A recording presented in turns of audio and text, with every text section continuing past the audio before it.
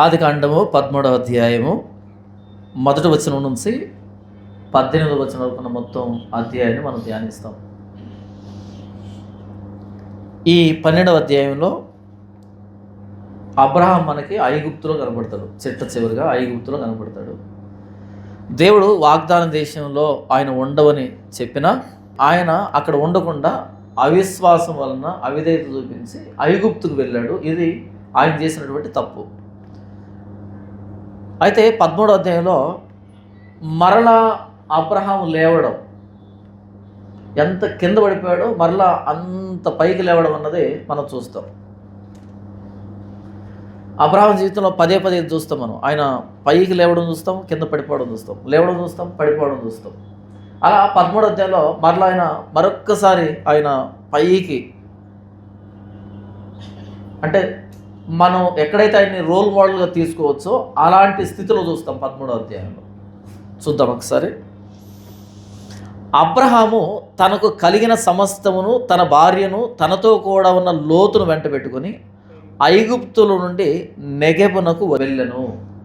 నెగెబు అనేటువంటి దానికి అర్థం ఏంటంటే దక్షిణ పాలస్తీనా. దక్షిణ పాలస్తీనా ఇది మనకి ఎక్కడ కనపడుతుంది అంటే 12వ అధ్యాయము 9వ వచనం. 12వ అధ్యాయం 9వ వచనం. అబ్రహాము ఇంకా ప్రయాణం చేయొచ్చు దక్షిణ దిక్కునకు వెళ్ళెను. ఇక్కడ నుంచి ఆయన ఈజిప్ట్కి వెళ్ళాడు. ఈజిప్ట్లో ఏం జరిగిందో మనం చూసాం. మరలా ఇప్పుడు ఏం చేస్తున్నాడు? మళ్ళీ ఆ దక్షిణానికి వస్తున్నాడు. మరలా బ్యాక్ వచ్చాడు. నీతిమంతుడు అంటే పాపం చేయని వాడు అని అర్థం కాదు. నీతిమంతుడు అంటే పాపం చెయ్యనివాడు అని అర్థం కాదు, పాపం లేనివాడు అని అర్థం కాదు, మరలా వెనక్కి వచ్చేవాడు అని. మీకు అర్థమైందా? అంటారు నువ్వేమైనా నీతివంతుడువా అంటారు. అంటే దాని అర్థం ఏంటి? నువ్వు పాపం చేయలేదా అని. నీతిమంతుడు అంటే డెఫినేషన్ చెప్తున్నా కదండి. నీతిమంతుడు అంటే పాపం చెయ్యనివాడు అని అర్థం కాదు, మరలా వెనక్కి వచ్చేవాడు అని అర్థం. ఒకవేళ పాపం చేయలేదు అంటే వాడు గ్రహాంతరవాసి ఉంటాడు. ఆదాము సంతానం నుంచి వచ్చిన వాడే ఉండడు. ఆదాము సంతానం నుంచి మేము వచ్చాము అంటే ఏం జరగాలి? పాపం చేయమని చెప్తున్నానా? మన నేచర్ని చెప్తున్నాను. పాపం చేయమని చెప్పట్లే, లైసెన్స్ ఇవ్వట్లే. చాలా సూక్ష్మంగా ఆలోచించండి. పాపం చేయమని కదా నేను చెప్తున్నది. నీతిమంతుడు అంటే మరలా వెనక్కి వచ్చేవాడు, మరలా వెనక్కి వచ్చేవాడు, మరలా వెనక్కి వస్తూనే ఉండేవాడు. 24వ అధ్యాయము సామెతల గ్రంథము వచనాన్ని చెప్పండి. Very good. 16వ వచనం చదవండి. ఏముంది అక్కడ? ఎందుకు వెరీ గుడ్ అని అంటే అట్లీస్ట్ అటెంప్ట్ చేశాడు. అది విషయం. నీతిమంతుడు 7 మార్లు పడినను తిరిగి లేచును. 8వసారి 8వసారి అప్పుడు లేవడా? 9వసారి 7 సార్లు అంటే కంప్లీట్ అని అర్థం. అంటే లేవడం అలవాటు అంటే పడేది కూడా అలవాటే కదన్నా అని అంటారా? పడేది స్వభావం.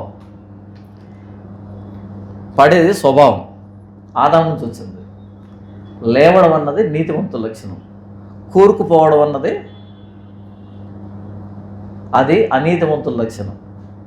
అర్థమవుతుందా? తిరిగి లేవడం అన్నది నీతివంతుడి లక్షణం. మరలా వెనక్కి రావడం అన్నది నీతివంతుల లక్షణం. ఇది అందరికీ సాధ్యం కాదు. ఇక ఏ ముఖం పెట్టుకొని దేవుని దగ్గరికి రావాలి అన్నటువంటి డైలాగులు ఉన్నాయా మన జీవితంలో?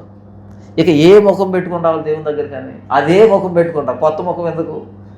ఏ ముఖం పెట్టుకున్నా ఆ ముఖం కూడా పాపాత్మురాలే, పాపాత్ముడు. ఇక ఏ ముఖం పెట్టుకుంటావు?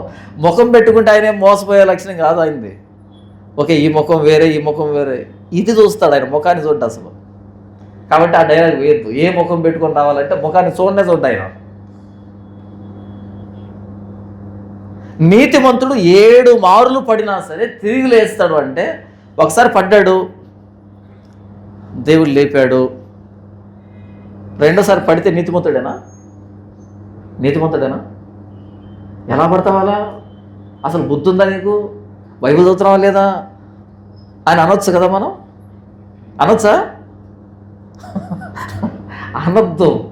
సాధ్యమైతే పక్కన కూర్చొని ప్రార్థన చేయి, చెప్పు, వాక్యం చెప్పు, తీసుకొచ్చేదానికి ప్రయత్నం చేయి. అంతే తప్ప నువ్వు రెచ్చగొట్టద్దు.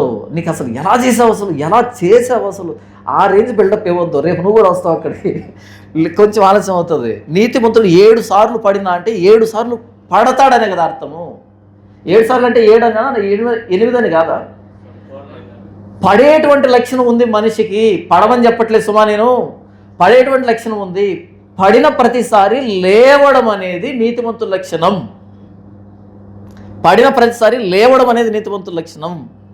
నీతిమంతుడు అంటే పాపం లేనోడు, పాపం చేయనోడు, అసలు చాలా పర్ఫెక్ట్ ఉంటాడని కాదు. అలా ఎవరు ఉండరు, అది పచ్చి అబద్ధం. దీనికి సంబంధించి కొన్ని వచనాలు చూపెడతాం చూడండి. 28వ అధ్యాయం 13వ వచనం. ఏ 28? వెరీ గుడ్, చదవండి. అతిక్రమములు దాచిపెట్టువాడు వర్ధిల్లుడు, వాటిని ఒప్పుకొని విడిచిపెట్టువాడు కనికరించబడతాడు. అతిక్రమమును దాచిపెట్టేవాడు నీతిమంతుడు కాదు, దాచిపెట్టేవాడు అనీతిమంతుడు. నేనేం పాపం చేశానంటే నువ్వు అనీతిమంతుడివి. నేను ఈ పాపం చేశానని ఒప్పుకుంటే అది నీతిమంతుల లక్షణం. ఒప్పుకుంటే కనికరించబడతాం, కప్పుకుంటే అనీతిమంతులు అవుతాం. 32వ అధ్యాయము కీర్తనలు. Very good. ఎందుకంటే 31 దాకా సామెతలు అయిపోయాయి కదా, మిగిలింది ఏది? కీర్తనలే. 32వ కీర్తన 1వ వచనం నుంచి 5వ వచనం దాకా నేను చదివి వినిపిస్తాను చూడండి. దావీదు పాట పాడుతున్నాడు, అదే రెపెంటెన్స్ సంబంధించిన పాట, పశ్చాత్తాపానికి. తన అతిక్రమములకు పరిహారం నొందినవాడు, తన పాపమునకు ప్రాయశ్చిత్తము నొందినవాడు ధన్యుడు. పాపం చేయనివాడు కాదు, అతిక్రమం చేయనివాడు కాదు, అతిక్రమానికి పరిహారం నొందినవాడు, పాపానికి ప్రాయశ్చిత్తం నొందినవాడు ధన్యుడు. ప్రాయశ్చిత్తం నొందాలంటే నేను పాపినని ఒప్పుకోవాలి కదా. ఎవడు ధన్యుడు? నేను పాపిని అనేవాడు ధన్యుడు, నేను అతిక్రమం చేశాను అనే ధన్యుడు. అంతేగాని నేనేం పాపం చేశాను, నాలో ఏం పాపం ఉంది? యేసు ప్రభు ఎందుకు వచ్చాడు? నేను పాపులను రక్షించడానికి వచ్చాను. అదేంటి అంటే ఆరోగ్యం గల వాడికి వైద్యుడు అక్కర్లేదు కదా, నేను వచ్చింది రోగుల కోసం. యెహోవా చేత నిర్దోషి అని ఎంచబడిన వాడు, ఆత్మలో కపటము లేనివాడు ధన్యుడు. నేను మౌనినై ఉండగా దినవంతియు నేను చేసిన నా ఆర్తధ్వని వలన నా ఎముకలు క్షీణించినవే. ఆ పదం అర్థమవుతుంది మీకు? నేను మౌనినై ఉన్నాను. ఎందుకని? ఎవరికి తెలియదు కదా, మనం ఎందుకు ఒప్పుకోవాలి? ఎవరికి తెలియదు కదా, మౌనిగా ఉన్నాడు, ఒప్పుకోలే. నేను మౌనినై ఉండగా దినమంతియు నేను చేసిన నా ఆర్తధ్వని వలన నా ఎముకలు క్షీణించినవి. ఈయన బయటికి ఒప్పుకోవట్లేదు, లోపల మాత్రం ఆర్తధ్వని చేస్తుంది. లోపల నుంచి తప్పు చేసావు, తప్పు చేసావు, తప్పు చేసావు అని ఆ ఆర్తధ్వని కంటే ఎముకలు క్షీణించిపోతున్నాయంట. ఇక వేరే ఆప్షన్ ఉందా? ఇక వేరే ఆప్షన్ చూడండి. 4వ వచనం. దివారాత్రులు నీ చెయ్యి నా మీద బరువుగా ఉండను, నా సారము వేసవి కాలమున ఎండినట్టాయను. దేవుడు కోపంగా ఉన్నాడు, ఈయనకు లోపల మనసాక్షి ఒప్పుకోవట్లే, ఎండిపోయినటువంటి స్థితికి వచ్చేసాడు. కానీ బయట ఎవరో తెలియదు, ఆయనకి తెలుసు. 5వ వచనం. అప్పుడు నా దోషమును కప్పుకొనగా నీ ఎదుట నా పాపం ఒప్పుకొంటిని, యెహోవా సన్నిధిని నా అతిక్రమములు ఒప్పుకొందును అనుకొంటిని, నీవు నా దోషమును పరిహరించి ఉన్నావు. ఎప్పుడైతే ఆయన సన్నిధిలో ఒప్పుకున్నాడో అప్పుడు పరిహారం వచ్చింది. ఒప్పుకోకపోతే ఎండిపోయి ఎండిపోయి ఎండిపోయి సారవంత పోవడమే. నీతిమంతుడు అంటే పాపం చేయనుడు అని కాదు. అబ్రహాము ఐగుప్తుకి వెళ్ళాడు, ఐగుప్తులో చాలా చేశాడు, అక్కడ లేడు ఆయన. మరలా నెగెవుకు వచ్చాడు, దక్షిణ పాలస్తీనాకు వచ్చాడు. బ్యాక్ రావడమే, తిరిగి రావడమే నీతిమంతుల లక్షణము. అక్కడే కూరుకుపోవడం అనీతిమంతుల లక్షణము. 37వ అధ్యాయము 23-24 వచనాలు. ఏ 37? అదే ఉంటుంది. 37, 23-24 వచనాలు చూడండి. ఒకని నడత యెహోవా చేతనే స్థిరపరచబడును. అంటే మన చేతులు లేదా? మన చేతిలో మన నడత లేదా? ఎవరి చేతిలో ఉందంట? మన నడత స్థిరపరచబడడం అన్నది యెహోవా చేతిలో ఉందంట. ఒకరి నడత యెహోవా చేతనే స్థిరపరచబడును, వాని ప్రవర్తన చూసి ఆయన ఆనందించును. ఏ ప్రవర్తన చూసి? పర్ఫెక్ట్ అని కాదు, మాటి మాటికి వస్తున్నాడు అది చూసి, వదిలిపెట్టట్లేదు మాటి మాటికి వస్తున్నాడు అది చూసి సంతోషిస్తాడంట. తర్వాత చూడండి 24, యెహోవా అతని చెయ్యి పట్టుకుని ఉన్నాడు కనుక అతడు నేలను పడినను లేవలేక ఉండడు. పడతాడు. యెహోవా చెయ్యి పట్టుకున్నాడు కాబట్టి లేవలేక ఉండడు. యెహోవా లేడనుకో, లేస్తాడా? లేవడు. అన్న నేను ఇంకా కొన్ని అలవాట్లు ఉన్నాయి, అవి మానిన తర్వాత బాప్తిజం తీసుకుంటానన్నా. నువ్వు మానింది లేదు, తీసుకునింది లేదు, జరగదు, నువ్వు లేవవు, అంతేనా? నాకు ఇంకా కొన్ని ఉన్నాయి, అవి వదిలిపెట్టేసి బాప్తిజం తీసుకుంటాడంట. అలాగని పెట్టుకొని తీసుకోమని చెప్పట్లే నేను. మీరు చెప్తున్న స్టేట్మెంట్ అన్నది ఎంత ఇల్లాజికలో చెప్తున్నా నేను. ఆయన చేయబట్టుకోకపోతే లేవవు, అది నేను చెప్తున్నది. ఆయనకు అప్పగించుకో, ప్రభువా ఇది నా పరిస్థితి, ఆయనకు అప్పగించుకో, రా, ఆయన సహాయాన్ని వేడు, ఆయన చేయబట్టుకుంటాడు. లేదు కానీ అలా కాకుండా నేనే వదిలిపెడతా, నేనే వస్తా అంటే నువ్వు వదిలినా అది వదలదు నిన్ను. ఇక్కడ పట్టుకో అన్నది నువ్వు కాదు, అది.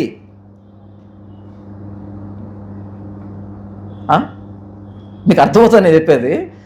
పాపం చేయవాడు పాపానికి దాసుడు. ఎవరెవరిని పట్టుకున్నారు ఇక్కడ? పాపం మనల్ని పట్టుకోండి. మనం పాపాన్ని వదలడం కాదు, అది మనల్ని వదలదు. నువ్వు వదిలినా అది వదలదు. దానికి నీ ఎడల వాంచగలుగును. చాలా ప్రేమ, వదలదు అది. నువ్వు వదిలినా అది వదలదు. కాబట్టి ఏం చేయాలి? దేవుడు సహాయం లేకపోతే మనం లేవము. ఫస్ట్ ఆయనకు అప్పగించుకో, ఆయన దగ్గరికి రా. అటు తర్వాత ఆయన సహాయంతో బయటికి వద్దు కానీ, లేదు కానీ. ఆయన లేకుండా నాకైనా మానేస్తాను, నాకైనా పర్ఫెక్ట్ అవుతుంది, నీకైనా పర్ఫెక్ట్ అయ్యేట్టుకుంటే బాప్తిసం ఎందుకు? అలాగే కొనసాగు. ఇప్పుడు అన్నీ వదిలిపెట్టేసావు, అన్నీ ఒప్పేసుకున్నావు, ఇక బాప్తిసం ఎందుకు? అలాగే కొనసాగు, సరిపోతుంది. అలా సాధ్యమవుతుంది అంటావా? యెహోవా అతని చెయ్యి పట్టుకుని ఉన్నాడు కనుక అతడు నేలను పడినను లేవలేక ఉండడు. నేను దేని గురించి మాట్లాడుతున్నాను? నిజమే, అబ్రహాము ఐగుప్తుకి వెళ్ళాడు, ఏంటేంటో చేశాడు, మళ్ళీ వెనక్కి వచ్చాడు. అది నీతి అంటే. అలా వెనక్కి రావడానికి మోటివేట్ చేసిందే విశ్వాసం అంటే. దిగిపోవడానికి అవిశ్వాసం కారణమైతే మరలా వెనక్కి రావడానికి విశ్వాసం కారణమవుతుంది. దిగి వెళ్ళినప్పుడు అనీతిమంతుడైతే మరలా వెనక్కి వస్తూ ఉన్నది నీతిమంతుడిగా. కాబట్టి నువ్వు పర్ఫెక్టా అని అనొద్దు. పర్ఫెక్ట్ కావడానికి ప్రయత్నం చేస్తున్న ప్రతి ఒక్కడు నీతిమంతుడే. నువ్వు పర్ఫెక్టా? కాదు, ఎవడు పర్ఫెక్ట్ లేడు ఇక్కడ. నేను ఒక బండి మీద ఒక కొటేషన్ చూశాను. ఆటోల మీద, బండ్ల మీద ఉంటాయి కొటేషన్, నాకు భలే ఇష్టం. ఆ బండి మీద కొటేషన్ ఎవరు రాశాడంటే ఆ వ్యక్తి, ఐఎమ్ పర్ఫెక్ట్లీ ఇంపర్ఫెక్ట్ అని రాశాడు. ఏంటంట? ఐఎమ్ పర్ఫెక్ట్లీ ఇంపర్ఫెక్ట్ అని రాశాడు. అరే ఇది ఎసెన్స్, బైబిల్ ఎసెన్స్ అనిపించింది. వాడు క్రిస్టియన్ ఏమో నాకు తెలియదు కానీ ఐఎమ్ పర్ఫెక్ట్లీ ఇంపర్ఫెక్ట్ ఏమో భలే ఉంది కదా కొటేషన్. అలా రాయాలి.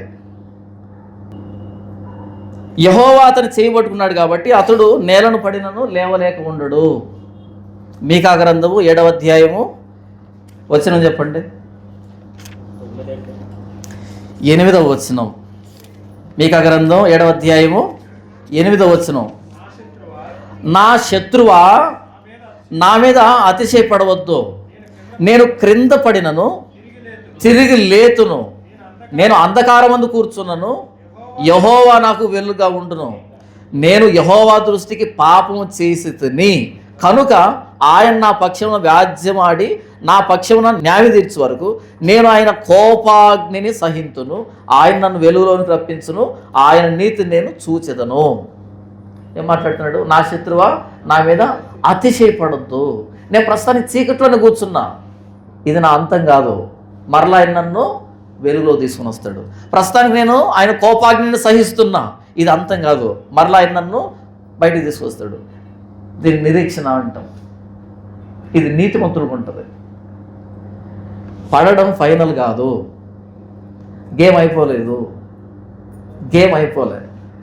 మీరు డబ్ల్యూడబ్ల్యూఎం చూసారా? డబ్ల్యూడబ్ల్యూఈ చూడకపోతే మీరు అసలు భలే ఉంటుంది. నేను ఇప్పుడు పెట్టినా చూస్తాను, అదే పని కాదు, చూడాలనిపిస్తుంది అది. డబ్ల్యూడబ్ల్యూఈలో చాలామంది వస్తారు, కొట్టుకుంటూ ఉంటారు. కానీ ఒక్క ఆయన రింగ్లోకి వచ్చాడు అనుకో, ఆయన మీద చివరి దాకా హోప్ ఉంటుంది. ఎవరు చెప్పండి? అండర్టేకర్. అండర్టేకర్ రింగ్లోకి వచ్చాడు అనుకో, ఆయన్ని కొట్టి కొట్టి కొట్టి నేల మీద పడేసినా సరే అయిపోయింది అనుకుంటావు, మ్యాచ్ అయిపోయింది అనుకో, మళ్ళీ టింగు అని కూర్చుంటాడు. మళ్ళీ వాడు కొట్టి కొట్టి కొట్టి కింద పడేస్తాడు, మళ్ళీ అలా కూర్చుంటుంటాడు. అవునా? మీకు అండర్టేకర్ ఇష్టమేనా? అండర్టేకర్ అనే వ్యక్తిని ఎంత కొట్టినా, మూసిపెట్టినా, ట్రక్కుతో మట్టి వేసినా, ఏం చేసినా మళ్ళీ కూర్చుంటుంటాడు. అది నీతివంతుల లక్షణం. ఎన్నిసార్లు దెబ్బలు తిన్నా సరే పాపం విషయంలో, అపవాది విషయంలో మళ్ళీ అలా కూర్చోవాలి అంతే. మూడోసారి గంట పడేటప్పటికి లేచి కూర్చోవాలి, గేమ్ అయిపోదు. వదిలిపెట్టకూడదు, మరలా మరలా మరలా మరలా లేస్తూనే ఉండాలి. బ్లడ్ కానీ అది ఫేక్, అది ఓకే, అది ఫేక్, అది ఇది రియల్. దెబ్బలు పడతాయా అంటే పడతాయి అపవాది చేతిలో, గాయపడతామంటే గాయపడతాం, కానీ గివ్ అప్ ఇవ్వం మనం, వదిలిపెట్టాం మనం, మరలా లేచి కూర్చుంటాం అంతే. అవునా? అండర్టేకర్ ఆడినట్టు ఆడాలి గేమ్. నీతిమంతుల లక్ష్యం ఏంటంటే, నేను పడ్డాను కింద ఓకే, కానీ ఇది నా ఫైనల్ కాదు, మరలా గేమ్ స్టార్ట్ చేస్తాను, మరలా లేస్తాను నేను. ఇప్పుడేం చెప్పాను నేను? డబ్ల్యూడబ్ల్యూఎఫ్ చూడమని చెప్పాను కదా. నేను అది చెప్పలే, మనం చూసాం కాబట్టి దాన్ని ఉదాహరణగా చెప్పాను అంతే. ఆదికాండం 13వ అధ్యాయం 1వ వచనం. అబ్రహాం మరలా ఎక్కడి నుంచి అయితే వెళ్ళాడు, మరలా అక్కడికి వెనక్కి వచ్చాడు, నెగెవుకి వచ్చాడు. వచ్చిన తర్వాత ఆయన బిహేవియర్ ఎలా మారింది, ఆయన ఎలాంటి డెసిషన్ తీసుకున్నాడు అనేది ఈ 13వ అధ్యాయం చూస్తాం. 12వ అధ్యాయం 10 నుంచి ఆయన ఎలా పడ్డాడు చూసాం. ఇప్పుడు ఎంత ఎత్తులేస్తాడు మరలా అనేది 13వ అధ్యాయం చూస్తాం. ఓకే, చూద్దాం. 2వ వచనం. అబ్రాము వెండి బంగారము పశువులు కలిగి బహుధనవంతుడై ఉండెను. ఎక్కడి నుంచి వచ్చింది ఆస్తి? అక్కడి నుంచి వచ్చిన ఆస్తి అది. This property belongs to Saramma. ఆయనది కాదు, అకౌంట్ హోల్డర్ ఇదే, కానీ అకౌంట్లో వేసింది మాత్రం ఆమెను బట్టి అన్నమాట. ఓకే, వెండి బంగారం కలిగి బహుధనవంతుడు అయిపోయాడంట. అతడు ప్రయాణం చేస్తూ దక్షిణము నుండి బేతేలు వరకును, అనగా బేతేలుకును హాయికిని మధ్య తన గుడారం మొదట ఉండిన స్థలం వరకు వెళ్ళి మళ్ళీ బ్యాక్ ఎక్కడి నుంచి అయితే స్టార్ట్ చేస్తాడో అక్కడికి వచ్చాడు. That is called righteousness. నీతి అంటే అది, ఎక్కడి నుంచి పడ్డామో మరలా అక్కడికి రావడమే నీతి అంటే. అయితే ఈ ప్రాసెస్లో చాలా టైం పడుతుంది, చాలా పోతుంది. ఓకే, మళ్ళీ బ్యాక్ రావడమే నీతి అంటే. మళ్ళీ అక్కడికి వచ్చాడు, ఫస్ట్ స్థలం వరకు వెళ్ళి తాను మొదట బలిపీఠం కట్టిన చోట చేరెను. అక్కడ అబ్రాము యెహోవా నామమున ప్రార్థన చేశాను. మళ్ళీ అక్కడికి వచ్చాడు, బలిపీఠం కట్టాడు, మరలా బలి అర్పించాడు, ప్రార్థన చేశాడు. అంటే ఎక్కడికి వచ్చాడు? ఫస్ట్ దేవుడు ఏ వాగ్దానం చేసి తీసుకొచ్చాడో, దేన్నైతే నమ్మాడో అక్కడికి వచ్చి మరలా క్షమాపణ చెప్పి, ప్రభువా ఇది నీవు నాతో చేసిన వాగ్దానం, మరలా నేను దాన్ని నమ్ముతున్నాను, మరలా ఇక నిలవబడుతున్నాను, ఇక వెళ్ళను. ఓకే, 5వ వచనం. అబ్రాముతో కూడా వెళ్ళిన లోతునకును గొర్రెలు గొడ్లు గోడారములు ఉండెను. అంటే బాబాయ్ కదా ఇచ్చాడు, ఈయన కూడా గొర్రెలు గొడ్లు ఉన్నాయి. 6వ వచనం. వారు కలిసి నివసించుటకు ఆ ప్రదేశం చాలకపోయెను, ఎందుకనగా వారి ఆస్తి వారు కలిసి నివసించలేనంత విస్తారమై ఉండెను. అప్పుడు అబ్రాము పశువుల కాపరులకును లోతు పశువుల కాపరులకును కలహం పుట్టెను. ఆ కాలమందు కనానీయులు పెరిజ్జీలు దేశంలో కాపురం ఉండేది. ఆ కాలమందు కనానీయులు పెరిజ్జీలు దేశంలో కాపురం ఉన్నారు. అంటే డామినెంట్గా ఉన్నది వాళ్ళే. కనానీయులు పెరిజ్జీలు ఉన్నారు, చాలా బలవంతులు. వాళ్ళు దేశంలో ఉన్న బావులను కానీ కాలువలు కానీ చెరువులను కానీ పొలాలను కానీ ఆక్రమించి పడేశారు. ఆ మిగిలినటువంటి కొంత భూమిలో అబ్రహాము లోతు ఇద్దరు నివసిస్తున్నారు. ఆ కొంత భూమిలో నీ పశువులా నా పశువులా అనే గొడవ వీళ్ళిద్దరికి పుట్టింది అని దాని అర్థం. ఓకే, దేశం అంతా ఖాళీగా లేదు. కనానీయులు పెరిజ్జీలు ఉన్నారు, వీళ్ళు డామినెంట్గా ఉన్నారు. వాళ్ళు మిగిలిన దాంట్లో వీళ్ళిద్దరు బ్రతుకుతున్నారు. అయితే వీళ్ళ పశువులు విస్తరించాయి, వీరి ఆస్తి ఎక్కువైపోయింది. ఇప్పుడేమైంది, పశువులను మేపుకోవడానికి వెళ్తే గడ్డి కోసం ఇరువురు గొడవ పడేటువంటి పరిస్థితి వచ్చింది, పశువుల కాపర్లు. అంటే నీతిమంతుల కుటుంబంలో కూడా గొడవలు వస్తాయా ఏంటి? చర్చికి వెళ్ళి బైబిల్ చదివి ప్రార్థన చేసే వాళ్ళ ఇంట్లో కూడా గొడవలు వస్తాయా? ఎందుకు రావు? ఎందుకు రావు అంటున్నా. గొడవ ఉందంటే పాపాత్మలోని కాదు. మనమేం ఎక్స్పెక్ట్ చేస్తాం చెప్పండి? ఇంట్లో ఏ గొడవ ఉండకూడదు, శాంతి, సమాధానం, నెమ్మది, ఇవన్నీ జోకులు. ప్లీజ్ అవి వేయకండి, మాట్లాడకండి. ఇద్దరు తెలివైన వాళ్ళు కలిసి ఉండలేరు, ఇద్దరు ధనవంతులు కలిసి ఉండలేరు, లేదా ఇద్దరు అందగత్తెలు లేదా అందగాళ్ళు కలిసి ఉండలేరు. వస్తుందా? పడుతుందా? ఖచ్చితంగా ఏదో చోట పడుతుంది, ఖచ్చితంగా గొడవ అవుతుంది. మనుషులు అంటే మనస్పర్ధలు వస్తాయి, మనుషులు కాకపోతే పశు స్పర్ధలు రావు, వస్తాయి. పశు స్పర్ధలు కూడా వస్తాయి. మనిషి అన్న తర్వాత మనస్పర్ధ రావాలి, కుటుంబం తర్వాత గొడవ రావాలి. గొడవ పడవని చెప్పట్లేదు, వస్తాయని చెప్తున్నాను. ఓకే, గొడవలు వస్తాయి. నీతిమంతుడైన అబ్రహాము, నీతిమంతుడైన లోతు ఇద్దరి విషయంలో గొడవ వచ్చిందా రాలేదా? వచ్చింది. అయితే దాన్ని ఎలా డీల్ చేశారన్నది క్వశ్చన్ ఇక్కడ. గొడవ రాకపోవడం కాదు నీతిమంతుల లక్షణం, గొడవ వచ్చినప్పుడు ఎలా డీల్ చేస్తున్నావు అన్నదే ప్రశ్న ఇక్కడ. అర్థమైందా? ఇప్పుడు లోతు దాన్ని ఎలా డీల్ చేశాడు, అబ్రహాము దాన్ని ఎలా డీల్ చేశాడు. గొడవ రావడం అన్నది తప్పు కాదు, పాపం కాదు. ఆ గొడవను ఎలా పరిష్కరించుకుంటున్నాం, ఆ గొడవలోంచి ఎలా బయటకు వస్తున్నాం అన్నదే ప్రశ్న. అసలు న్యాయాధిపతులు నియమించిందే దేవుడు, న్యాయాధిపతులు నియమించిందే దేవుడు. న్యాయాధిపతి ఎవరికి కావాలి? వ్యాజ్యం తీర్చడానికి. వ్యాజ్యం రావడం తప్పు కాదు, వ్యాజ్యం ఆడుతున్నామంటే ఆ మధ్యలో ఒక న్యాయం నలుగుతుందని అర్థం. నువ్వు నేను ఇద్దరం గొడవ పడుతున్నామంటే గొడవ పడడం తప్పు కాదు. ఎందుకు గొడవ పడుతున్నావంటే మన ఇద్దరి మధ్యలో న్యాయం అనేది ఒకటి నలుగుతుంది, నిజం అనేది ఒకటి నలుగుతుంది. అది నాది నిజమని నువ్వు, కాదు నాది నిజమని నేను. అప్పుడు మూడో వ్యక్తి వచ్చి ఈ వ్యక్తిది నిజమని చెప్పాలి.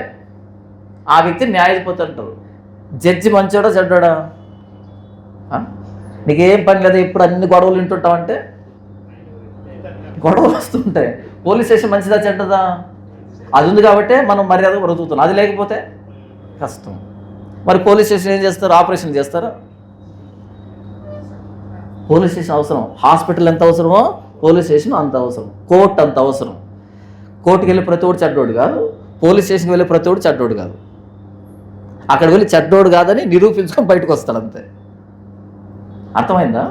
మన ఇంట్లో గొడవలు రాకూడదు, మనం పోలీస్ స్టేషన్కి వెళ్ళకూడదు, మనం కోర్టుకి వెళ్ళకూడదు. ప్రశ్న ఏంటంటే, అన్న మనం పోలీస్ స్టేషన్కి వెళ్ళొచ్చా?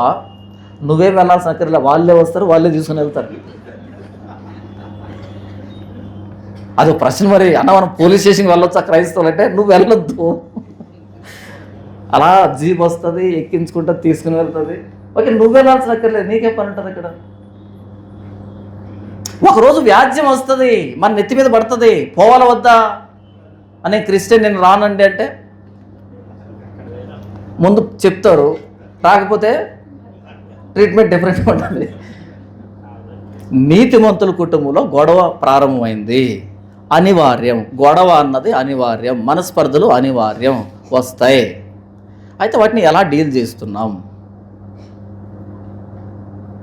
మీకు మాట చూపెడుతుంది. కొరింథీయులు రాసిన మొదటి పత్రిక అధ్యాయం మీరే చెప్పండి. Very good. 6వ అధ్యాయము, కొరింథీయులు రాసిన మొదటి పత్రిక 6వ అధ్యాయము మొదటి వచనం. మీలో ఒకనికి మరి ఒకని మీద వ్యాజ్యం ఉన్నప్పుడు అసలు మీరు క్రైస్తవులేనా అని అంటున్నాడా? మీలో ఒకనికి మరొకని మీద వ్యాజ్యం ఉన్నప్పుడు అసలు మీరు క్రైస్తవులమేనా, బైబిల్ పట్టుకున్నారా, మీరు యేసుని నమ్ముకున్నారా అని అంటున్నాడా? లేకపోతే వాడు పరిశుద్ధుల ఎదుట కాక అనీతివంతుల ఎదుట వ్యాజ్యమాటుకు తెగించుచున్నాడా? అది ప్రశ్న. గొడవ వస్తుందా? గొడవ వస్తుంది రాదు మన మధ్య? ఖచ్చితంగా గొడవ వస్తుంది. అయితే దాన్ని ఎలా డీల్ చేయాలి? పరిశుద్ధుల ఎదుట డీల్ చేయాలి. అది బయటికి వెళ్ళకూడదు. పౌలు ఏం చెప్తున్నాడు? వ్యాజ్యాలు రావనిగా చెప్తున్నది. వ్యాజ్యం వచ్చినప్పుడు ఎలా డీల్ చేయాలని చెప్తున్నాడు. అంటే మనం పాస్టర్ల గురించి మాట్లాడచ్చు అన్నమాట. మాట్లాడచ్చా, మాట్లాడకూడదా? మాట్లాడచ్చు. ఎలా మాట్లాడచ్చు? లాజికల్గా కాదు, స్క్రిప్చర్ వాక్యాన్ని చూపించి అడగొచ్చు. పరిశుద్ధులు అంటే వాళ్ళే కదా. పౌరుకు మించిన పరిశుద్ధుడు ఎవరు? ప్రవక్తలు మించిన పరిశుద్ధులు ఎవరు? ఏదైనా వ్యాజ్యం వచ్చింది, రా యెషయా దగ్గరికి రా, వెళ్దాం, పౌలు దగ్గరికి వెళ్దాం పదా, అవునా? పరిశుద్ధులు అనగానే పెద్ద పెద్ద పాస్టర్లు కాదు నేను మాట్లాడుతున్నది. గొడవ వచ్చింది, రా వెళ్దాం యెషయా దగ్గరికి. ఏం మాట్లాడుతున్నాడు ఆయన? నేను తీరుస్తాడు. ఇర్మియా దగ్గరికి వెళ్దాం పదా, పౌలు దగ్గరికి వెళ్దాం పదా, యేసు దగ్గరికి వెళ్దాం పదా. లేఖనాలు ఉన్నాయా? లేఖనానికి నువ్వు కట్టుబడాల్సిందే, నేను కట్టుబడాల్సిందే. లేఖన అధికారం స్థిరం, అంతిమం. మీలో ఒకరికి మరొకరి మీద వ్యాజ్యం ఉన్నప్పుడు వాడు పరిశుద్ధులు ఎదుట కాక అనీతిమంతులు ఎదుట వ్యాజ్యమాటుకు తెగించుతున్నాడా? పరిశుద్ధులు లోకమునకు తీర్పు తీర్చుదని మీరు ఎరుగరా? మీ వలన లోకమునకు తీర్పు జరగవలసి ఉండగా మిక్కిలి అల్పమైన సంగతులను గురించి తీర్పు తీర్చుటకు మీకు యోగ్యత లేదా? తీర్పు తీర్చమన్నాడా వద్దన్నాడా? మీ వలన లోకానికి తీర్పు జరగవలసి ఉండగా మిక్కిలి అల్పమైన విషయాల గురించి మీరు తీర్పు తీర్చలేరా? అంత సమర్థత లేదా? మనం ఎక్కడ మిగిలాము? మత్తయి సువార్త 7లో మిగిలాం. తీర్పు తీర్చకుడి, అప్పుడు మిమ్మల్ని గురించి తీర్పు తీర్చబడదు. అయిపోలేదు, చాలా ఉంది. తర్వాత నీ కంటిలో దూలం పెట్టుకొని నలుసును చూడొద్దు. దూలం తీసేసుకుంటే అవతల వ్యక్తి కంటిలో నలుసు మరి తేటగా కనపడుతుంది. తేట కనపడి దేనికి? తీయడానికా ఉంచడానికా? తీయడానికి. అంటే ఏమంటున్నాడు? తీర్పు తీర్చే ముందు ఫస్ట్ దూరం తీసుకొని అటు తర్వాత నలుసుంది ఏమంటున్నాడు? నాకు దూరం లేదనుకో, తీర్చా నేను? తీర్చా? కాబట్టి కంటత వాక్యాలు మానేసి చాలా జర్నీ ఉంది, అంతా చేద్దాం. చివరిదాకా వస్తే అప్పుడు తెలుస్తుంది. మన వలన లోకానికి తీర్పు జరగవలసి ఉండగా మిక్కిలి అల్పమైన సంగతులను గురించి తీర్పు తీర్చడానికి మీకు యోగ్యత లేదా? తీర్పు తీర్చండి. బయటికి వెళ్ళకూడదు. ఇది బయట వాళ్ళు వచ్చి మనకు నీతులు చెప్పకూడదు. బయట వాళ్ళు వచ్చి మనకు నీతులు చెప్పకూడదు. చెప్పొచ్చా? బయట వాళ్ళు వచ్చి చెప్తున్నారు నీతులు, మనకి సిగ్గుచేటిది. బయట వాళ్ళని తీసుకురావద్దు వ్యాజ్యానికి, పరిశుద్ధులను తీసుకురండి. ఇదిగో లేఖనాలు ఉన్నాయి, పెట్టుకుందాం, కూర్చుందాం, మాట్లాడుకుందాం. 2 రోజులు మాట్లాడుకుందాం, 3 రోజులు మాట్లాడుకుందాం. ఏం పని ఉంది నీకు? నాకేం పని ఉంది? ఎంత మించి పనే ఉంటుంది. బ్రదర్, మనల్ని మనమే అనుకోవచ్చా బ్రదర్? అనుకోవాలని చెప్తుంది బ్రదర్ బైబుల్. మనల్ని మనమే అనుకోవాలంట. నీతిమంతులు ఎదుట వ్యాజ్యం ఆడాలంట. వ్యాజ్యాలు వస్తాయంట. వ్యాజ్యం రావడం తప్పు కాదు, వ్యాజ్యాన్ని పరిష్కరించే విధానంలో బయట వాడి దగ్గరికి వెళ్ళకూడదు. బయట వాళ్ళు నీతులు చెప్తున్నారు ఈరోజు మనకే, మనం వింటున్నాం. బైబిల్ అర్థం కావాలి. పరిశుద్ధుల కుటుంబములో, నీతిమంతుల కుటుంబంలో అబ్రహాము లోతు విషయంలో గొడవ చెలరేగింది. అయితే దాన్ని అబ్రహాం ఎలా డీల్ చేశాడు, లోతు ఎలా డీల్ చేశాడు అన్నది ప్రశ్న. గొడవ రావడం తప్పు కాదు. నువ్వు చెప్పిన నాకు నచ్చలేదు, లేదా నాకు అర్థం కాలేదు, ఏం చేస్తావు? నాకు ఎక్స్ప్లెయిన్ చేయి, నేను వింటాను. లేదా ప్రపంచానికి ఎక్స్ప్లెయిన్ చేయి, వాళ్ళు వింటారు, నన్ను అంటారు, అరే ఎంత స్పష్టంగా చెప్తున్నాడు నువ్వేంట్రా అని. కేసులు పెట్టకూడదు, పోలీస్ స్టేషన్ మెట్లు ఎక్కించకూడదు. ఎందుకంటే నేను పాస్టర్ని పోలీస్ స్టేషన్ మెట్లు ఎక్కించొచ్చా? ఎక్కించొద్దు. డీల్ చేస్తున్నాం మన ఇద్దరు కూర్చో. బైబిల్ ఉందిగా మన ఇద్దరికి. అనీతిమంతుల దగ్గర వ్యాజ్యపడకూడదు. నేను చెప్పట్లేదు, బైబిల్ చెప్తుంది. లోతు విషయంలో, అబ్రహాం విషయంలో గొడవ వచ్చింది. ఇప్పుడు చూడు 6వ వచనం, వారు కలిసి నివసించుటకు ఆ ప్రదేశం చాలకపోయెను, ఎందుకనగా వారి ఆస్తి వారు కలిసి నివసించలేనంత విస్తారమై ఉండను. చాలా సందర్భాల్లో బ్లెస్సింగ్ కూడా గొడవ కారణమవుతుంది, ఆశీర్వాదం కూడా గొడవ కారణమవుతుంది. అవునా? ఎక్కువ ఆస్తున్నా సరే గొడవ కారణమవుతుంది. 7, అప్పుడు అబ్రాము పశువుల కాపరులకును లోతు పశువుల కాపరులకును కలహం పుట్టెను. ఆ కాలమందు కనానీయులు పెరిజ్జీలు ఆ దేశంలో ఉండరు. ఎందుకు కనానీయులు పెరిజ్జీలు అంటున్నాడు అంటే, ఇప్పుడు అబ్రహాం ఎదుర్కొన్న సవాల్ ఏంటంటే, లోతు ఎదుర్కొన్న సవాల్ ఏంటంటే, ఈ కుటుంబ సమస్య కనానీయుల దృష్టికి పెరిజ్జీల దృష్టికి పోకూడదు. వాళ్ళ దృష్టికి వెళ్తే వీళ్ళు వీక్ అవుతారు. సో కుటుంబం యొక్క బలం అలాగే ఉండాలి, కుటుంబంలో సమస్య పరిష్కారం కావాలి. ఇది బయటికి వెళ్ళకూడదు. కుటుంబం గుట్టుగా ఉండాలంట, వ్యాధి రట్టు కావాలంట. కుటుంబం ఎలా ఉండాలి? గుట్టుగా ఉండాలి. బయటికి వెళ్ళకూడదు. సీక్రెట్ కుటుంబంలో నుంచి రోగం వచ్చిందనుకో అందరికి చెప్పాలి. మనం దేన్ని దాచిపెడతాం? రోగాన్ని, సమస్యని అందరికి చెప్తాం. రోగం వచ్చినప్పుడు 10 మందికి చెప్తే 10 మంది 10 సలహాలు ఇస్తే ఏదో ఒకటి పనికి వచ్చి బ్రతుకుతాం. చెప్తాడు, ఇదో పలానా డాక్టర్ ఉన్నాడు దీనికి బలి చేస్తాడు, ఓ చెప్తాడు, ఏమో వర్కౌట్ అవుతావు, బ్రతుకుతాం. దాచిపెట్టుకున్నాం అనుకో, పోయిన రోజు ఈ సమస్యతో బాధపడ్డా, నాకు ఒక్క మాట చెప్పకూడదు అని అంటారు. ఏం ఉపయోగం అప్పుడు? ఏంటి ఉపయోగం? కుటుంబం గుట్టుకుండాలి. కాబట్టి అబ్రహాం కానీ లోతు కానీ కనానీలు పెరిజ్జీల విషయంలో వీక్ కాకూడదు, కానీ వచ్చిన సమస్యని పరిష్కరించుకోవాలి. అప్పుడు అబ్రహాం తీసుకున్న లీడ్ ఏంటంటే, కాబట్టి అబ్రాము మనము బంధువులము కనుక నాకు నీకును నా పశువుల కాపరులకు నీ పశువుల కాపరును కలహం ఉండకూడదు. మనం బంధువులు, మీ ఒక ఫ్యామిలీ, కాబట్టి నాకు నీ గొడవ ఉండకూడదు, నా పశువుల కాపర్లకి నీ పశువుల కాపర్లకి గొడవ ఉండకూడదు. ఈ దేశమంతయు నీ ఎదుట ఉన్నది కదా, దయచేసి నన్ను విడిచి వేరుగా ఉండు. కొన్నిసార్లు వేరుగా ఉండడం మంచిది, పడకపోతే వేరుగా ఉండడం మంచిది. అత్తకి కోడలు పడలేదనుకో, బలవంతంగా ఇద్దరిని పెట్టేసి నువ్వు అసలు క్రిస్టియన్వేనా, నువ్వు ప్రార్థన చేసినా వద్దు, పడకపోతే పక్కన పెట్టు, ఇంత బిల్డప్ ఎందుకు, ఇంత ప్రసంగాలు ఎందుకు, పళ్ళ వాళ్ళిద్దరికి పక్కన పెట్టే. అవునా? అలాలే ఇద్దరిని కలిపి పెట్టడం, వాళ్ళు గొడవ పడుతూ ఉంటే ప్రసంగాలు తీసుకోవడం. నువ్వు చర్చికి వెళ్తున్నావు, నువ్వు ప్రార్థన చేసుకుంటున్నావు, పడట్లేదబ్బా. పడనప్పుడు ఏం చేయాలి? మనం ఏం చేస్తామంటే అప్పుడప్పుడు మనకి వాంతి వస్తుంది, తిన్నప్పుడు అరక్క వాంతి వస్తుంది. వాంతి వస్తే వాంతి చేసుకోవాలి. వాంతి చేసుకోమే, నిమ్మకాయ తీసుకుని వాసన చూసి చూసి చూసి అది మధ్యాహ్నం దాకా మురగబెట్టి అవసరమా? వాంతి వస్తే వాంతి చేసుకో, కాసేపు సెటరేట్ ఉంటుంది, మరలా తిందు. కానీ అలానే నిమ్మకాయ తీసుకుంటారు, సాయంకాలంలో పెట్టుకుంటారు దాన్ని, అలాగే అది సాయంకాలం బయట రానే వస్తుంది. పడలే కడుపు పడలేదు కాబట్టి కడుపు చెప్తుంది నాకు వద్దు ఇది అని, నువ్వు నిమ్మకాయ తీసుకొని నిలబెట్టకూడదు. అలాగే ఏదైనా ఒకటి పడకపోతే ఇమ్మీడియట్గా దాన్ని తెంచాలి. ఏదైనా పడలేదు కదా, 2 రోజులు చెప్పు, 3 రోజులు చెప్పు, అయ్యే వారం కాదు, సరే నువ్వు అక్కడ ఉండు, నువ్వు ఇక్కడ ఉండు, మర్యాద ఉంటుంది. అబ్రహాము ఇచ్చిన తీర్పు ఇది. ఏమన్నాడు? నాకు నీకు గొడవ ఉండకూడదు, కాబట్టి ఏం చేస్తావు, మన ఇద్దరం వేరుగా ఉందాం అని చెప్పి ఫస్ట్ చాయిస్ ఏం చేస్తున్నావు అంటే, నీవు ఎడమ తట్టు వెళ్తే నేను కుడి తట్టుకు, నీవు కుడి తట్టు వెళ్తే నేను ఎడమ తట్టుకు వెళ్ళుదని లోతు చెప్పగా ఫస్ట్ చాయిస్ ఆ వ్యక్తికి ఇచ్చాడు. సరే ఏం చేద్దాం చెప్పు, నీకు నీ ఎదురుగా దేశం అంతా ఉంది, ఓకే నువ్వు ఎటు వెళ్తావు వెళ్ళు, ఏది కావాలో తీసుకో, బెస్ట్ నువ్వు తీసుకో, నువ్వు వదిలిపెట్టింది నేను తీసుకుంటా. అరే నేను పెద్దోడిని, దేవుడు పిలిచింది నన్ను, దేవుడు వాగ్దానం చేసింది నాకు, నా మీదకే పోటీకి వస్తావా అని అబ్రహాం అనలే. దేవుడు నాకు వాగ్దానం చేశాడు, ఆయన వాగ్దానం ఆయన నెరవేర్చుకుంటాడు, నేను దాన్ని పట్టుకోలేను, నేను దాన్ని ఏమంటే బలవంతంగా లాక్కోలేను. దేశాన్ని ఇస్తా అన్నాడు, ఖచ్చితంగా ఇస్తాడు. నేను వాగ్దానానికి వారసుని, వాగ్దానం చేసినోడు ఎలాగైనా దీవిస్తాను నన్ను.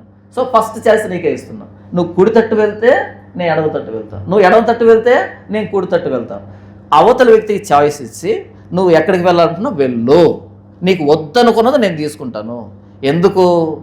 మనం 12వ అధ్యాయం చూసాం, ఆయన ఎంత నమ్మకం లేకుండా ఐగుప్తుకి వెళ్ళాడు, ఇప్పుడు ఎంత నమ్మకాన్ని ప్రదర్శిస్తున్నాడు చూడు. దేశాన్ని ఎదురుగా పెట్టి ఎక్కడికైనా వెళ్ళు, ఏదైనా తీసుకో, మొత్తం నాకు కావాలంటే ఏం చేస్తుండే ఆయన? లోతు నాకు మొత్తం కావాలంటే ఏం చేస్తుండావు? అబ్రహాము ఇచ్చేసి ఇంకో దగ్గరికి వెళ్ళుండేమో.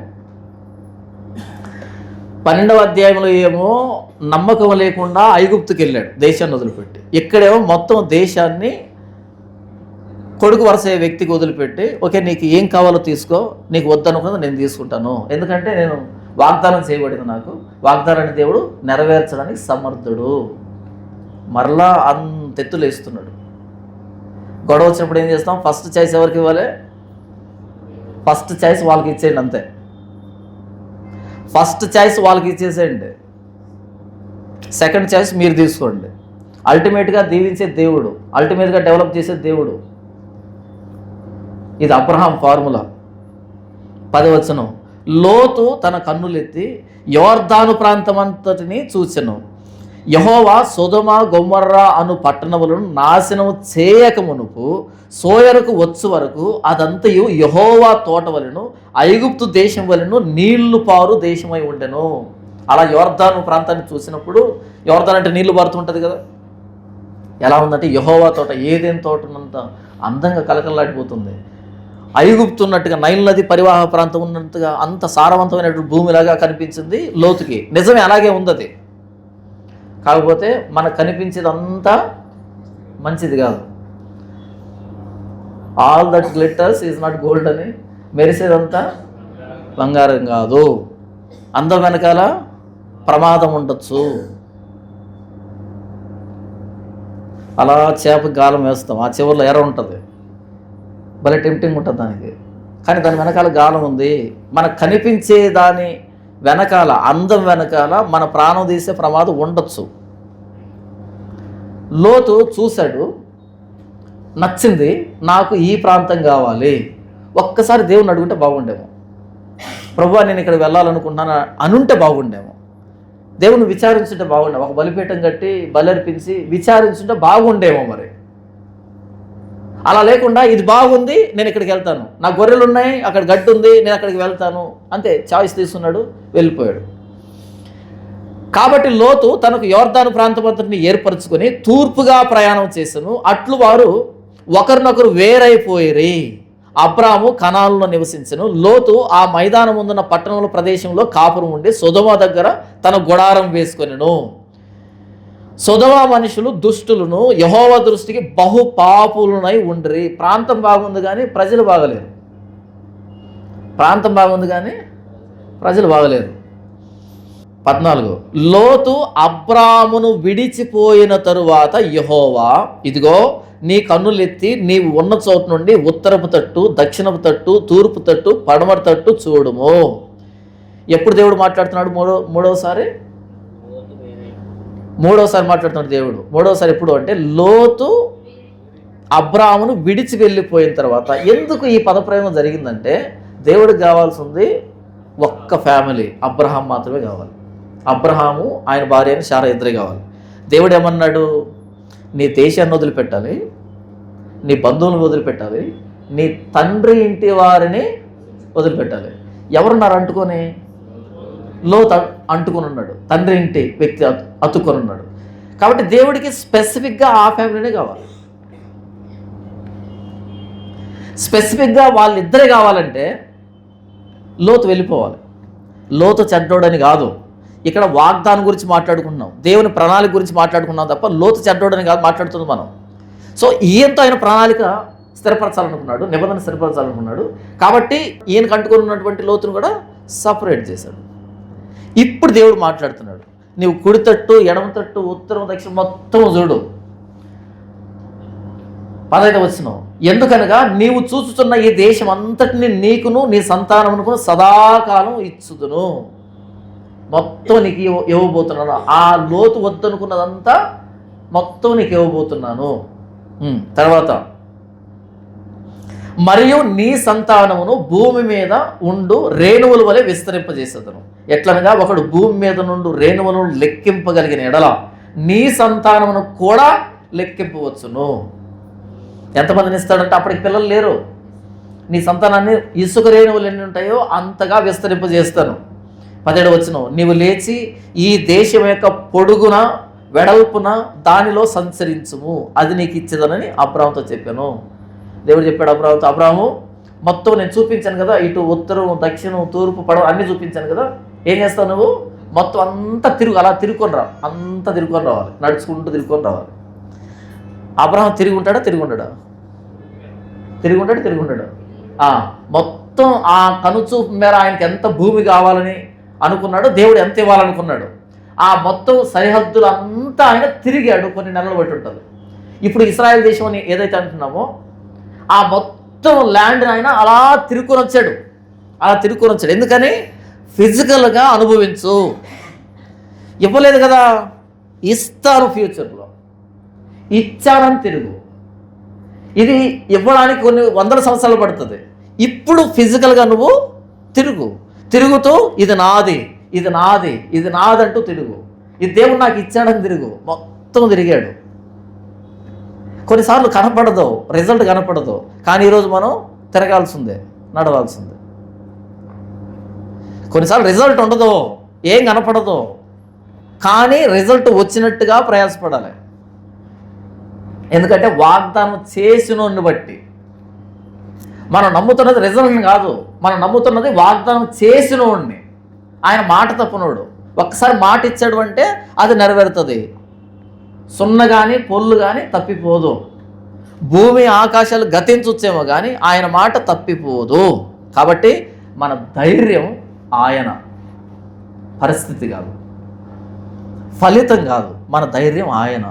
అబ్రహాం అలా మొత్తం దేశాన్ని నడుస్తూ ఉన్నప్పుడు అబ్రహాం విశ్వాసం, ఎక్కడ నిరుత్సాహం లేదు, ఎక్కడ అవిశ్వాసం లేదు. ఆయన ఇచ్చాడు అంతే, ఆయన ఇచ్చాడు, నేను నడుస్తున్నాను. అలా మొత్తం అంతా దేశం అంతా తిరిగాడు. తర్వాత చూడండి, అబ్రాము తన గుడారము తీసి హెబ్రోనులోని మమ్రే దగ్గర ఉన్న సింధూర వృక్షవనములో దిగి అక్కడ యెహోవాకు బలిపీఠం కట్టెను. ఫైనల్గా ఏం చేశాడు?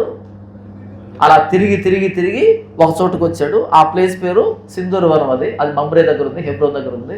అక్కడ గుడారం వేసి అక్కడ బలిపీఠం కట్టాడు. అంటే దాని అర్థం ఏంటి? మొత్తం రౌండ్ వేసుకుని వచ్చి అక్కడ బలిపీఠం కట్టి ఆమేన్ అని చెప్పాడు. అది విషయం. మొత్తం రౌండ్ వేసుకుని వచ్చి ఒక దగ్గర ఆగి ఆమేన్, ఇదంతా నాది, థ్యాంక్ యూ అని చెప్పాడు. ఇది నీతిమంతుల లక్షణం. ఒకప్పుడు ఐగుప్తుకు వెళ్ళినప్పుడు ఆయన అవిశ్వాసం, ఈరోజు మొత్తం దేశమంతా తిరుగుతూ చివరకు వచ్చి ఆమేన్ అని కృతజ్ఞతలు చెప్పడం, దేవుడి మాటను నమ్మడం, ఇది విశ్వాసం. ఈ 13వ అధ్యాయం ఏం చెప్తుందంటే, కొన్నిసార్లు దేవుడు మనల్ని ఆయన ప్రణాళికలో ఒక డైరెక్షన్లో నడిపించాలనుకుంటాడు. ఆయన ఒక ఆలోచన ఉంటుంది.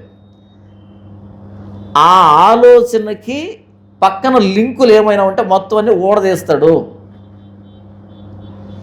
అబ్రహాంని దేవుడు ఏర్పాటు చేస్తున్నాడు. అబ్రహాంకి లోతు అడ్డు పెట్టుకున్నాడు. ఏం చేయాలి? లోతుని లింక్ ఊడదీస్తాడు. కొన్ని సందర్భాల్లో ఒంటరి అవుతాం, కొన్ని సందర్భాల్లో వెళ్ళిపోతుంటారు, వ్యక్తులు వెళ్ళిపోతుంటారు, మనమే కొంతమంది వదులుకోవాల్సి వస్తుంటుంది. దాని అర్థం ఏంటంటే బెటర్ ప్లానింగ్ ఉందని అర్థం. బెటర్ ప్లానింగ్ ఉందని అర్థం. అవునా? రైలు స్పీడ్గా పరిగెత్తాలంటే బోగీలను ఊడదీయాలి. ఎన్ని బోగీలు ఊడదీస్తే అంత స్పీడ్గా వెళ్తుంది, ఎన్ని బోగీలు తగిలిస్తే అంత నిదానంగా వెళ్తుంది కదా. ఏమో దేవుడు స్పీడ్ పెంచాలనుకుంటున్నాడు, ఏం చేస్తాడు? లింకులు ఊడదీస్తాడు. లోతు అబ్రహాం ఇద్దరు తగులుకుని ఉన్నారు కదా, దేవుని ప్రణాళిక ఫుల్ఫిల్ కాలే, సో ఇద్దరు లింకులు ఊడిపోయాయి. లోతు వెళ్ళిపోయిన తర్వాత దేవుడు మాట్లాడుతున్నాడు. ఈ మొత్తం వివాదంలో, వ్యాజ్యంలో అబ్రహాం డీల్ చేసిన విధానం ఏంటంటే, ఫస్ట్ ప్రిఫరెన్స్ ఆయనకి ఇచ్చాడు. ఎందుకు ఇచ్చాడు అంటే అది విశ్వాసం. భూమిని బట్టి నేను గొప్పవాడిని కాను, స్వాస్థ్యాన్ని బట్టి గొప్పవాడిని కాదు, నాకు వాగ్దానం చేసిన బట్టి నేను గొప్పవాడిని. వాగ్దానం చేశాడు అంటే ఏ రోజుకైనా నాకు ఆయన దేశాన్ని ఇస్తాడు. కాబట్టి నీకేం కావాలో తీసుకో, నాకేం కావాలో ఆయన్ని అడుగుతాను, నీకేం కావాలో నేను ఇస్తాను, నాకేం కావాలో దేవుడు ఇస్తాడు. ఇది ఫెయిత్ అంటే. దేవుని నమ్మాలి. మనల్ని గొప్ప చేయాల్సింది ఎవరు? దేవుడు. ఇవ్వాల్సింది ఎవరు? దేవుడు. తీసేయాల్సింది కూడా ఆయనే. ఆయన ఇస్తే గొప్పలం అవుతాం.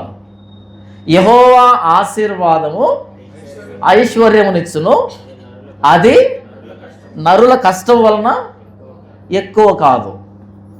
యెహోవా ఆశీర్వాదం ఐశ్వర్యాన్ని ఇస్తుంది, నరుల కష్టం వల్ల ఎక్కువ కాదు. అది మనం చేస్తే రావట్లే, మనం చేయకపోతే పోవట్లే. ఆయన ఇవ్వాలనుకున్నాడు, ఇచ్చాడు. ఇవ్వకూడదనుకున్నాడు, బిగబట్టాడు. ప్రాబ్లం ఆయనతోనే, పరిష్కారం ఆయనతోనే. ఈ మధ్యన మనం ప్రయాసపడి ఏదో కూడబెడదాం, సాధిద్దామంటే కుదరదు. కూడబెట్టొద్దని చెప్పట్లేదు, బ్యాంకులో వేసుకోవద్దని చెప్పట్లేదు, పాలసీలు తీసుకోవద్దని చెప్పట్లేదు. నేను దానిగా చెప్తూ ఉన్నది ఇది ఇక్కడ ఉండాలి అని చెప్తున్నా. మన ఫెయిత్ అన్నది ఆయన మీద. ఆయన తీసివేస్తే ఏది మనల్ని రక్షించలేదు, ఏది పనికిరాదు. ఆ రోజు ఆయన ఇచ్చాడు అంటే అలా వస్తుంటుంది, ఫ్లో అలా వస్తూ ఉంటుంది. అబ్రహాం దాన్ని నమ్మాడు. నీకు ఏం కావాలో నువ్వు తీసుకో, నేను ఇచ్చేస్తున్నా. నాకేం కావాలో ఆయన ఇస్తాడు. నన్ను తీసుకువచ్చిన దేవుడు, నన్ను ఇక్కడ ఉండమని చెప్పింది దేవుడు, ఈ భూమిని ఇస్తానని చెప్పింది ఆయన. కాబట్టి గొడవద్దు మన ఇద్దరి మధ్య, నీకేం కావాలో తీసుకో. ఈ విశ్వాసం లేనివాడే గొడవ పడుతుంటాడు. ఈ మధ్యకాలంలో మీరు చూస్తే చర్చిల్లో గొడవలు విపరీతంగా జరుగుతున్నాయి. ఈ చర్చి నాది, ఈ చర్చి నాది, ఈ చర్చి నాది, ఈ చర్చి నాది. నాకు భలే కామెడీగా అనిపిస్తుంది, కామెడీ వెటకారంగా అనిపిస్తుంది. మీకు ఓసారి ఒక ఆయన అడిగాను నన్ను, నేను ఇప్పుడు చర్చి కట్టినటువంటి స్థలం ఉందా, అది మంది కాదు, వేరే ఆయన మనకి చర్చికని ఇచ్చాడు, 18 సెంట్లు ఇచ్చాడు, అక్కడ కట్టాను.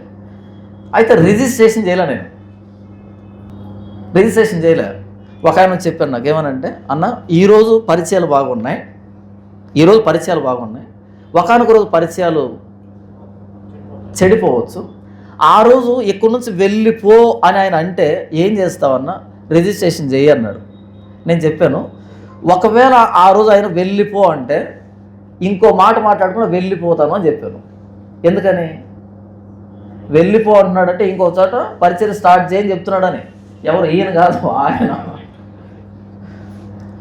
పట్టుకొని ఊగులాడను నేను, ఇది నాది ఇది నాది. సారీ, నేను అనను, అసలు ఆ మాట అను. నేను వెళ్ళిపో అంటున్నాడంటే ఇంకో చోటికి వెళ్ళాను అర్థం. ఆయన నన్ను సిద్ధపరిచాడు, భూమిని కాదు. నేను ఎక్కడికి వెళ్తే అక్కడ తెచ్చి పెడతాను, ఆ కెపాసిటీ మనకు ఉంది.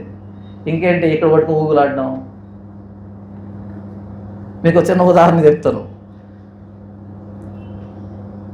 ఒకచోట పెద్ద తేనె పెట్టుంది. తేనె పెట్టుంటే ఎవడో వచ్చాడు, అగ్గి పెట్టాడు, మొత్తం తేనె అంతా లేపాడు, ఈగలన్నీ చెదిరిపోయాయి. ఒక తేనెటికి వెళ్ళి ఒక కొమ్మ మీద కూర్చొని ఉందంట. ఇదంతా ఒక పిట్ట చూస్తుంది దూరం నుంచి. పిట్ట గమనిస్తుంది, అయ్యో పాపం కాల్ చేశాడు, మొత్తం అంతా లేపేశాడు, ఏమైపోయిందో అని.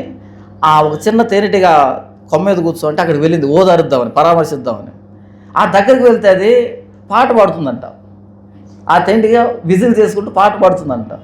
దీనికి ఆశ్చర్యం అయిపోయింది, ఇదేంటిది ఏడుస్తుందని ఓదారుద్దామని వస్తే ఇదేం చేస్తుంది, పాటలు పాడుతుంది. దేవుని స్తుతించుడు, ఎల్లప్పుడు దేవుని స్తుతించిన పాట పాడుతుంది. అది దగ్గరకు వచ్చి అదేంటి ఏడుస్తున్నాను ఓదారుద్దామని వచ్చాను, పాట ఎందుకు పాడుతున్నావు అని అంటే అప్పుడు అది చెప్పింది అనమాట. నేను ఎందుకు ఏడవాలి? అదేంటి తెలిపెట్టిన దొంగలించాడు కదా అంటే, వాడు దొంగ కాబట్టి దొంగలించాడు, నేను మరలా పెట్టగలను, నేను ఎందుకు ఏడుస్తాను?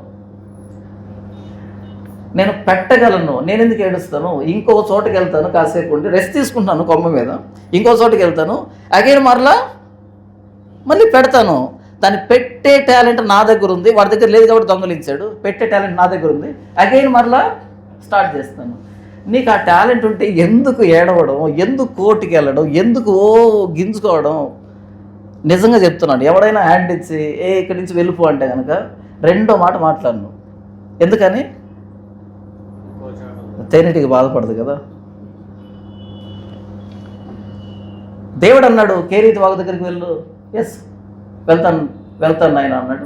వచ్చాడు, కేరీతి వాగు దగ్గరికి వచ్చాడు, అక్కడ ఉన్నాడు. ఇక్కడ కాదు, సారెపతికి వెళ్ళాడు. ఓకే, సారెపతికి వెళ్తాం. లేదు, మరలా ఇక్కడ వెళ్ళు. Okay, fine. ఆయన అడ్రస్ మారుస్తుంటే మారుద్దాం, మనకేంటి వచ్చింది? ఎవరికైతే నమ్మకం ఉండదో, ఎవరికైతే ఆ కాన్ఫిడెన్స్ ఉండదో, ఎవరికైతే ఆ సబ్జెక్ట్ ఉండదో, బైబుల్ తెలీదో, వాడు గొడవ పడుతుంటే అక్కడ ఉండే ఇది నా అది. ఎందుకు అంత గొడవ? ఓకే, గొడవ వచ్చింది కదా, ఎందుకు ఇబ్బంది? బయటలో ఎందుకు మాట్లాడుకోవాలి? తీసుకో, దేవుడు నాకు ఇస్తాడు, డబల్ ఇస్తాడు, త్రిబుల్ ఇస్తాడు, నువ్వు ఎక్స్పెక్ట్ చేయనంత ఇస్తాడు. ఎందుకు ఇస్తాడు? నా నమ్మకం ఆయన, నా ధైర్యం ఆయన, నా అతిశయం ఆయన. ఏదో చిన్న ఆస్తి పత్రాలు, బీరువాలో ఉండే కట్టలో, లేకపోతే ఒంటి మీద ఉన్న నగలు, ఇది కాదు నమ్మకం అంటే. నమ్మకం అంటే దేవుడు, ఆయన మారడు. మనుషులు మారచ్చు, పరిస్థితులు మారచ్చు. అబ్రహాముని దేవుడు తన నిబంధనలో వాడుకోవాలనుకున్నాడు, ఆ నిబంధన ఆయనతో స్థిరపరచాలనుకున్నాడు. కాబట్టి ఆ నిబంధనకి ఇంకొకరు పాలిభాగస్తులు ఉండకూడదు. కాబట్టి లోతుని పక్కకు తీశాడు ఈయన వాడుకోవడానికి.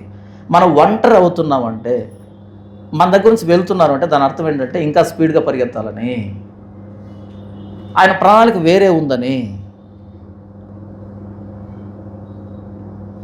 ఆ రోజు అబ్రహాం ఎలాగైతే తన ఆస్తిని, స్వాస్థ్యాన్ని లోతు ఎదురుగా పెట్టి నీకేం కావాలో తీసుకో అని స్వచ్ఛందంగా ఇచ్చాడో, ఆయన దేవునితో సమానముగా ఉండుట విడిచిపెట్టకూడని భాగ్యం అని ఎంచుకొనక యేసు ప్రభు పరలోకాన్ని ఎలా వదిలిపెట్టాడు? అబ్రహాం ఎలా వదిలిపెట్టాడో స్వాస్థ్యాన్ని యేసు ప్రభు పరలోకాన్ని అలా వదిలిపెట్టాడు. ఎందుకు వదిలిపెట్టాడు? మనల్ని రక్షించడానికి, మనల్ని విమోచించడానికి. మనకు దేవునికి మధ్య గొడవ చెలరేగింది. స్వభావ సిద్ధముగా మన దైవోగ్రతకు పాత్రులమై ఉంటిమని రాయబడింది ఎఫెసీ పత్రికలో. మనకి దేవునికి గొడవ ఏదేని తోట దగ్గర నుంచి. మన ఇద్దరి గొడవను తీర్చాలి అంటే ఆయన పరలోకాన్ని వదిలిపెట్టాలి. ఆ గొడవను తీర్చడానికి, మనల్ని దేవుని సమాధానపరచడానికి ఆయన పరలోకాన్ని విడిచిపెట్టి, తన స్వాస్థ్యాన్ని విడిచిపెట్టి, తన స్థితిని వదిలిపెట్టి మనలాంటి వాడిగా వచ్చి తన్ను తానే రిక్తుడుగా చేసుకున్నాడు. ఆయనే మన కోసం తన్ను తాను కోల్పోవడానికి ఇష్టపడినప్పుడు మనం ఎందుకు మన సహోదరుల కోసం కోల్పోవడానికి ఇష్టపడట్లేదు? ఆ నేచర్ ఎందుకు లేదు? మనం ఎవరైనా కోల్పోతున్నామంటే దాని అర్థం మనల్ని దేవుడు యునీక్గా వాడుకోవడానికి, తన ప్రణాళికలో యునీక్గా చూడడానికి, స్పెషల్గా చూడాలనుకున్నాడు కాబట్టి మొత్తం అందరినీ సపరేట్ చేస్తాడు. గుంపులో ఉంటావా, ఒంటరిగా ఉంటావా? అబ్రహాం ఒంటరిగా ఉన్నాడు, గుంపుని ఇష్టపడలే. అబ్రహాము ఎడారు లాంటి స్థితిలో కూడా ఉండగలడు. కారణం ఏంటి? దేవుడు ఉన్నాడు కాబట్టి. లోతు ఐగుప్తు లాంటి స్థితి కావాలి, సొదొమ లాంటి స్థితి కావాలి, ఏదైనా తోటలాంటి అనుభవం కావాలి. ఏదైనా తోటలాంటి అనుభవాన్ని కోరుకుంటున్నామంటే పెద్ద తెలివైన డెసిషన్ ఏం కాదు అది, విశ్వాసంతో కూడుకున్న డెసిషన్ ఏం కాదు అది, వెలిచూపుతో తీసుకున్న డెసిషన్ అది. ఎడారిలో కూడా దేవుడు నీతో ఉన్నాడని ఉండగలిగితే దాన్ని ఫెయిత్ అంటాం. ప్రభువైన యేసుక్రీస్తు వారు పరలోకాన్ని విడిచి ఈ లోకానికి వచ్చాడు మనల్ని విడిపించడానికి, దేవునితో మనల్ని సమాధానపరచడానికి, దేవునికి మనకున్న వైరాన్ని తీసివేయడానికి, దేవుని ఉగ్రత నుంచి మనల్ని తప్పించడానికి. అందుకు ఆయన తన స్వాస్థ్యాన్ని, తన స్థితిని పోగొట్టుకోవాల్సి వచ్చింది. మన జీవితంలో కూడా ఏదైనా వివాదం తలెత్తినప్పుడు ఎలా మనం దాన్ని పరిష్కరిస్తున్నాం అన్నదే ప్రశ్న. ఇది ఆదికాండం 13వ అధ్యాయం మనకిస్తున్నటువంటి సందేశం. దేవుడి వాక్యం దీవించును గాక. ఆమేన్.